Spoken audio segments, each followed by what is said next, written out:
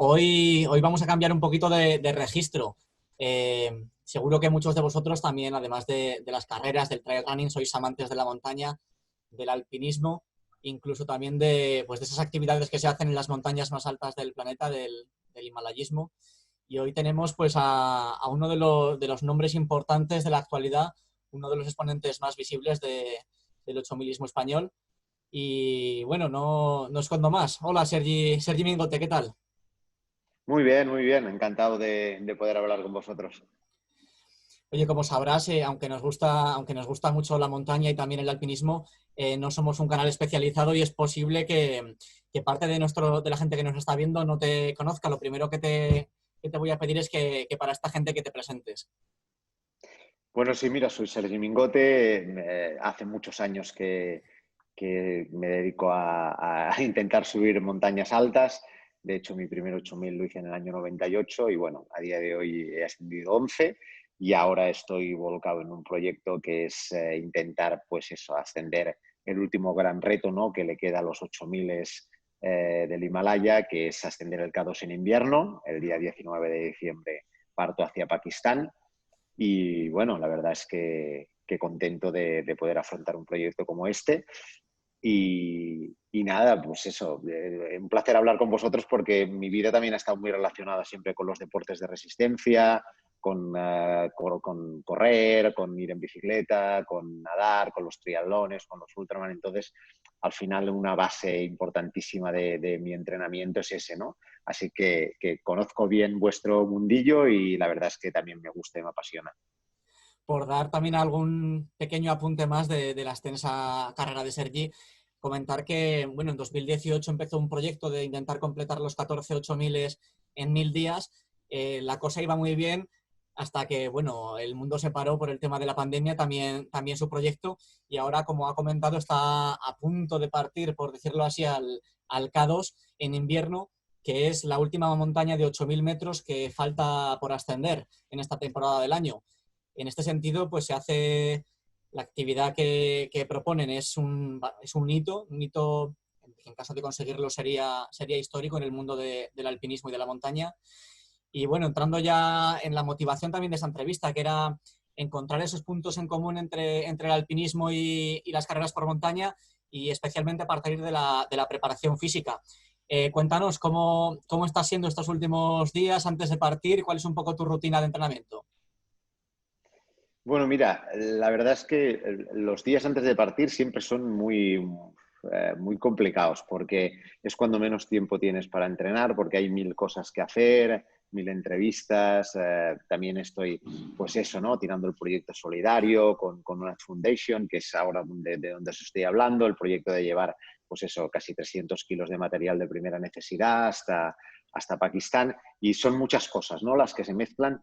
Pero hoy, por ejemplo, pues es eso, me he levantado pronto, he ido a correr por montaña, que al lado de mi casa pues tengo la suerte de tener una zona así, un espacio natural que se llama Gallecs, y he estado corriendo pues 12 kilómetros por allí. Y lo que intento es eso, intento compaginar pues eso, sobre todo el entrenamiento de resistencia por un lado, es decir, que utilizo pues la escalada básicamente, la montaña, pero también la carrera, básicamente en montaña. Antes corría más en asfalto, pero cuando uno cumple una edad ya las rodillas ya no funcionan igual y es mejor pues tener menos impacto y correr por la montaña. Y luego la bicicleta, que me ha gustado siempre mucho y utilizo pues eso, es decir, hago entrenos desde bicicleta de carretera o en gravel o en mountain bike, ¿no? Y entonces ahí es donde baso yo mi entrenamiento de mi día a día, ¿no? Sí que hay días que voy directamente ya al centro de alto rendimiento en Sant Cugat, ahí estoy becado, y entonces pues básicamente allí lo que hago es el entrenamiento de fuerza y aprovecho también pues para que me hagan todas las revisiones analíticas, antropometrías. Un poco al final, yo siempre explico que quizás soy de los alpinistas que ha intentado llevar el alto rendimiento a la montaña, ¿no? Quizá es de esas nuevas generaciones que sí que han utilizado pues esos sistemas de entrenamiento y una aplicación, en cierta manera, del alto rendimiento, de intentar huir de esas expediciones de tanto tiempo en altura, más lentas, a expediciones más rápidas, más ligeras. con menos tiempo en altura. Y bueno, eso también se consigue pues con entrenamientos adaptados a esas situaciones. Un poquito por aquí, por la evolución de los alpinistas o de la preparación de los alpinistas, te quería preguntar, porque sí que es cierto que podemos tener una imagen igual seguramente antigua, ¿no? De que el alpinista igual no tenía por qué preocuparse de esos temas más de entrenamiento, de rendimiento, pero también es cierto que antes del boom de las carreras por montaña de estos últimos años, también había alpinistas que corrían y mucho ya por la montaña cuando poca gente lo hacía. Yo recuerdo, bueno, no es que recuerde, sino que lo he leído en la primera Cega Maíz Corri, una carrera pues más prestigiosa y más conocida de todo el mundo. Alberto Zerain, tristemente fallecido, acabó en la primera edición en sexta posición con un tiempazo de 4 horas 30 y poco, que a muchos nos gustaría ahora mismo poder hacer, ¿no? Así que los alpinistas, yo creo que ha habido en el pasado las dos vertientes, gente que no se preocupaba tanto de esta parte del rendimiento y otra gente que sí, pero ahora actualmente los alpinistas, digamos, estáis obligados a llevar en serio esta preparación. Bueno, yo es que creo que no se puede generalizar, ¿no? Es decir, lo de Alberto, por ejemplo, pues era un alpinista con unas condiciones físicas fantásticas y era por eso, ¿no? Porque trabajaba mucho, pues, su condición física. Yo quizás soy más de esa línea, es decir, durante mi vida, pues es eso, ¿no? He hecho muchas maratones, he hecho muchos entrenos largos en diferentes disciplinas y he trabajado mucho la resistencia y eso al final te da una base, ¿no? No siempre pasa, es decir, el himalayismo ha cambiado muchísimo y yo te diría que generalizar no sería correcto porque igual el 80% del himalayismo que se está haciendo hoy en día en las montañas de 8.000 metros es con oxígeno embotellado, es en expediciones más comerciales, entonces va gente de todo tipo, va gente de todo tipo. Sí que es cierto que vivimos en una sociedad que los entrenamientos y que prepararse y que cuidarse más pues ha ido a más, ¿no? Y que ahora es más habitual. Y que los alpinistas, pues, que hacen proyectos interesantes y tal, la mayoría físicamente, por no decir todos, físicamente están muy bien y hacen, pues eso, ¿no? Es decir, hacen un muy buen trabajo en otros deportes, en otras disciplinas. Yo creo que eso es una de las cosas que ha cambiado también en el himalayismo, ¿no? Antes era un alpinismo más romántico, había gente que los pioneros, ¿no? Que su único entrenamiento era ir a la montaña y pasarse meses en la montaña, ¿no? Ahora eso ha cambiado y somos muchos los que hacemos mucho entrenamiento más planificado, más periodificado, con una estrategia mucho más clara, con unos macrociclos, con unas fases. Y todo eso, evidentemente, ha llegado a la montaña para quedarse, ¿no? Y por eso yo creo que hay tanta transferencia de corredor de trail running, de montaña, que va hacia el alpinismo, ¿no? Es decir, ese modelo más de Kilian Jornet, que es como alpinista, pero que es corredor de montaña, yo creo que cada vez se está viendo más, ¿no? Y eso, pues, eso quiere decir que cada vez se están haciendo cosas donde la rapidez, la velocidad, el estilo, pues es diferente al que había hace unos años. Oye, apuntabas que, pues eso, que habías participado, que habías conocido las pruebas de trail running desde dentro. Cuéntanos alguna anécdota. No sé si te acuerdas de tu primera carrera por montaña o de alguna cosa que te haya pasado que creas que es interesante. Bueno, la verdad es que me han pasado muchas, pero yo he disfrutado muchísimo de correr por la montaña. Mira, tenemos aquí cerca y la Marató del Montseny, que es tuvo incluso, me parece que era clasificatoria para temas de Campeonato de España y tal. Tuve la oportunidad, es una zona que está cerca de mi casa, he podido participar. Uno de los años nos cayó un diluvio, vamos, no dejaron hacer la maratón. Nos quedamos todos los que participamos haciendo la media porque había, pues eso, yo creo que un huracán más que una tormenta. Era terrible, ¿no? La cantidad de agua que cayó. Y bueno, son experiencias que también son bonitas de vivir porque al final también, pues ese tipo de entrenos te hacen, o por ejemplo tenemos también, pues eso, ¿no? La Ultra de los Ultra Pirineos, que es también como muy mítica aquí en nuestra zona. Pero bueno, también he disfrutado de otro tipo de carreras, ¿eh? Es decir, he tenido la oportunidad de hacer maratones. Tampoco yo era un corredor, yo no soy corredor, es decir, yo lo hago simplemente para entrenar, pero bueno, no sé, en Roma me parece que estuve sobre las 3 horas, en Barcelona, Sevilla, Valencia. Bueno, también he disfrutado pues de ese tipo de carreras, ¿no? evidentemente para mí lo más bonito es poderlo compaginar con la montaña y evidentemente pues todo lo que pueda ser por montaña pues lo disfruto mucho más, ¿no? Pero ha sido una parte importante de mi preparación y también de mi aprendizaje, ¿no? Y yo creo que las carreras de montaña pues tienen ese encanto, ¿no? El poder estar en un espacio natural, pero haciendo eso que te gusta, que es disfrutando de la naturaleza. Antes apuntabas que, bueno, en tu preparación había diferentes fases. No sé qué nos puedes comentar en este sentido. ¿Cómo un poco te preparas y cómo cuando se va acercando la expedición, cómo va cambiando tu preparación? Bueno, mire, yo tengo un tema de formación profesional y que supongo que es una ventaja, que es que soy preparador físico, es decir, yo mi trabajo ahora me estoy dedicando más profesionalmente pues a esto, ¿no? A estos proyectos, tanto solidarios como de montaña, pero durante muchos años pues estuve pues eso, trabajando en el mundo del deporte, entonces claro, conozco muy bien mi cuerpo, hace muchos años que hago pruebas de esfuerzo, desde hace más de 20 años, es decir, cuando aún no se hablaba de todas estas cosas, pues algunos ya lo hacíamos, ¿no? ¿Por qué? Porque era nuestro trabajo y eso quiere decir que, bueno, que yo hace 20 años ya me estaba haciendo lactatos, es decir, que ya funcionaba de una manera muy planificada, ¿no?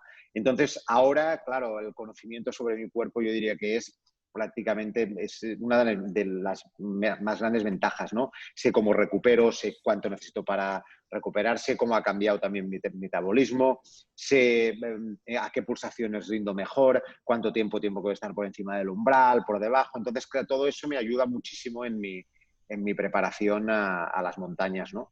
Entonces, ya te digo, yo ahora estoy en la fase, dentro de muy poquito ya empezaré con el tapering, es decir, que ya empezaré a bajar intensidades y tal. Ahora aún estoy sumando volúmenes y todo va bien durante estas semanas, pues intentaré sumar más volumen en montaña, haciendo, pues eso, ¿no? Corredores, más alpinismo, ya más transferencia más directa a la montaña y básicamente pues intento eso. Yo de 7 días de la semana prácticamente entreno 6, intento que haya 4 días de carga más de resistencia o fuerza de resistencia, básicamente. Intento poner 2 sesiones, 3 sesiones de gimnasio, es decir, más de entreno muscular. Y a partir de ahí, pues intento compaginar eso, ¿no? Es decir, cada vez huyo más de los entrenos de velocidad y tampoco tiene mucho sentido para mí pues que sean entrenos muy anaeróbicos porque al final tampoco lo voy a utilizar yo en alta montaña, entonces intento que sean entrenos o capacidad aeróbica extensiva, es decir, muy largos y a pulsaciones medias, o que sean entrenos de fuerza de resistencia en los cuales pues al final la transferencia para la montaña es lo que mejor me va, ¿no? Entonces ahí es donde más o menos intento trabajar durante toda la temporada. Sí que es verdad que si tengo 2 o 3 objetivos claves, pues intento hacer algún ciclo más adaptado para llegar a punto a ese reto concreto. Pero vamos, en los años que son normales, no como porque este año ha sido una locura con la pandemia, pues el año pasado, claro, hice 6-8 miles, es decir, que era prácticamente recuperar cuando estaba en casa, porque es que el resto del año estaba por encima de 5, 6, 7, 8 mil metros. Entonces, has de escuchar a tu cuerpo, ¿no? También cuando necesita recuperar. Pero bueno, en ese aspecto ya te digo, como vengo del oficio, pues me conozco muy bien cómo es, cómo soy, cómo funciono fisiológicamente y entonces me marco muy a medida mis entrenos y las pautas, tanto de entreno como alimenticias, ¿eh? Es decir, que ahí también el tema de la nutrición también juega un papel importante y el tema de los descansos. Te quería preguntar, imagino que el año pasado con tantos meses en altitud, no sé si te haría falta, pero también entrenas, incluso has llegado a correr, digamos, en hipoxia, simulando esa altitud que luego te vas a encontrar en las expediciones. Pues no lo he hecho. No lo he hecho porque no me ha hecho falta. La verdad es que he probado, sí que lo probé en su día, pero en un principio, claro, cuando estás tanto tiempo en altura, pues veo que me funciona mejor a principio de año pues poder ir a Andes, Chile, en aquella zona puedes estar a una buena altura también con un desgaste no muy excesivo, y entonces ahí es la mejor de las aclimataciones.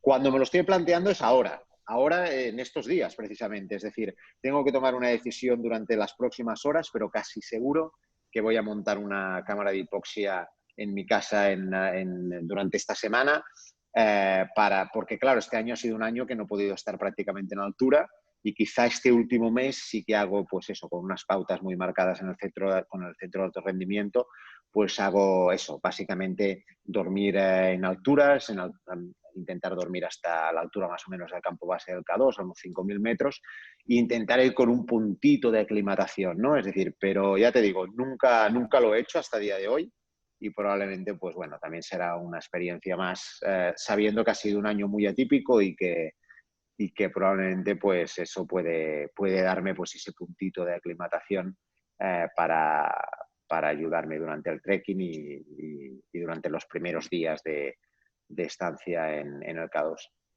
Oye, no sé si para el frío que vais a encontrar allí hay preparación posible. No sé qué temperaturas esperáis y si de alguna manera lo puedes trabajar eso desde casa. No, a ver, mira, hay una cámara de frío que hay en el centro de alto rendimiento, había una, pero yo creo que al frío uno nunca se acostumbra. Yo soy de los que pienso que el frío es frío, y al final ¿qué has de hacer? Prevención. Y la prevención para mí va en dos líneas. Una, la hidratación. Mientras más hidratado, menos problemas vas a tener con la altura y con el frío incluso. El tema de la protección, sí que es verdad que estamos trabajando materiales especiales. De hecho, estuve en Annecy, en Francia, con Millet, que soy embajador de la marca, y estamos trabajando materiales especiales que nunca se han utilizado aún en altura, y que estamos haciendo materiales más cálidos y más, es decir, capuchas especiales, también guantes con más pluma, una protección especial en botas, es decir, todo lo que sea materiales que te aíslan más del frío, pues eso te puede ayudar, ¿no? Pero yo soy de los que creo que has de llevar el mejor de los materiales, y luego el frío pues has de soportarlo, ¿no? Es un tema más psicológico, es un tema más mental, y que bueno, ahí sabemos que va a ser extremo. Yo creo que después de hablar con Alex, con Denis, es decir, con amigos que son grandes alpinistas, me hablan pues eso de temperaturas extremas, ¿no? 50 bajo cero, sensaciones térmicas que pueden llegar a 70 grados negativos, es decir, es una barbaridad, ¿no? El viento y el frío que puede hacer en K2 en invierno, pero vamos, que a eso uno no se puede entrenar, ni eso. Lo que has de hacer es ir lo máximo protegido posible, y luego llevar muy bien la capacidad mental, y sobre todo la mentalización de que vas a pasar mucho frío, vas a pasar momentos complicados, y hay un tema muy psicológico en los 8000, ¿no? Y yo creo que eso es uno de los aspectos que marca a veces la diferencia, ¿no? En esas grandes montañas. ¿Cuánto estás dispuesto a sufrir para conseguir tu reto, ¿no? Ya un poco encarando la recta final de la entrevista y recuperando un tema que un poco ya salía, ¿cómo ves la evolución del alpinismo y eso, ¿no? Parece que ha habido o hay deportistas, alpinistas que de alguna manera desdibujan la frontera de ambos mundos. Todos tenemos en la cabeza a Kilian Jornet, también otros personajes, Will Steck, que también falleció hace unos años. Eh, no sé, ¿qué te pareció, por ejemplo, el doble ascenso al Everest de Kilian? ¿Qué tipo ese tipo de actividades son las que van a ser, las que van a marcar la evolución del alpinismo en el futuro? Bueno, pues no sé si eso es lo que va a marcar la evolución del alpinismo. Yo creo que al final la evolución del alpinismo son muchas cosas, ¿no? Y yo creo que hay grandes retos y grandes deportistas. Lo tú has comentado, Kilian, Ueli, por ejemplo, para mí era el más grande, quizá, a nivel de velocidad y de compromiso en la montaña. Yo creo que estaba Ueli y luego los demás, ¿no? Es decir, que ha habido siempre referentes, y que son referentes, que yo creo que está muy bien, pero al final el alpinismo en la montaña yo creo que lo marcan muchas cosas, ¿no? Es decir, yo creo que quizá también puede ir por un tema de dificultad. También hay grandes alpinistas ahora, y en España tenemos grandes alpinistas como Marc Toray, es como tal, mucha gente que está haciendo actividades interesantísimas, donde la dificultad tiene un aspecto muy importante y no tanto la altura. Eso es un aspecto, pues. Y luego también hay grandes actividades que se hacen por grandes alpinistas como Denis, por ejemplo, la nueva línea que abrió. Yo estaba allí con él en el campo base de los Gasherbrum, pues en el G1, ¿no? Es decir, que yo creo que puede haber muchas líneas. Pienso que lo que es importante es el respeto por todo, ¿no? Es decir, antes,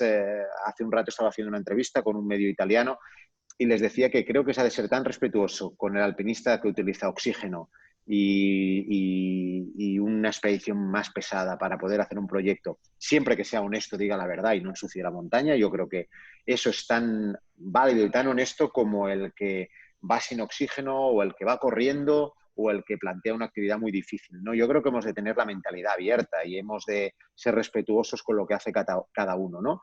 Creo que sí que es importante que sobre todo los organismos, los gobiernos regulen para que la montaña pues siga siendo un entorno idílico, un entorno del que estamos muchos enamorados y que no se estropee. Pero aparte de eso, creo que todas las opciones son válidas siempre que se sea honesto y se diga la verdad, ¿no? Entonces, por eso te digo, ¿hacia dónde va a ir el alpinismo? Bueno, quizás sí que es cierto que estos proyectos de más dificultad o estos proyectos en lugares más remotos, más inexplorados, o quizá, pues eso, ¿no? Líneas nuevas en grandes montañas o la velocidad. Es decir, que pienso que puede ir hacia muchas líneas, pero que solo marcará pues las nuevas generaciones que están ahora haciendo montaña, ¿no? Y que todo es válido siempre que se haga con respeto, respetando la naturaleza, respetando el medio ambiente y siendo honesto y diciendo la verdad, ¿no? Yo creo que eso es lo primero. Si esas premisas se cumplen, para mí prácticamente todos los estilos y todas las maneras de hacer son válidas, porque al final ninguno tenemos la verdad absoluta, ¿no? Entonces, por eso, cada uno disfrutamos con lo que más nos gusta. A mí me apasiona la altura, me apasionan los 8000, me apasiona su historia, la historia de esas montañas, de los pioneros. Y entonces, pues creo que cada uno hemos de ir hacia aquello que nos apasiona y que le da sentido a nuestra vida, ¿no? Pues oye, Sergi, con este mensaje, bueno, para mí tan bonito, nos vamos a quedar y cerramos aquí. Muchísimas gracias por tu tiempo. Mucha suerte durante los próximos meses, que seguro que, bueno, desde Carreras por Montaña no tanto, pero desde desnivel.com vamos a estar muy al tanto de lo que vaya ocurriendo y mucha suerte. Muchas gracias por el trabajo que hacéis y sé que desde el grupo y con Desnivel, bueno, va a poder todo el mundo seguir el día a día de la expedición porque vamos a estar, pues eso, comunicándonos de manera muy continuada y creo que también es muy bonito ese trabajo que hacéis por una razón, porque hay muchas personas que me dicen que probablemente nunca tendrán la posibilidad de ir a una montaña como el K2, pero poderlo vivir pues directamente lo que está sucediendo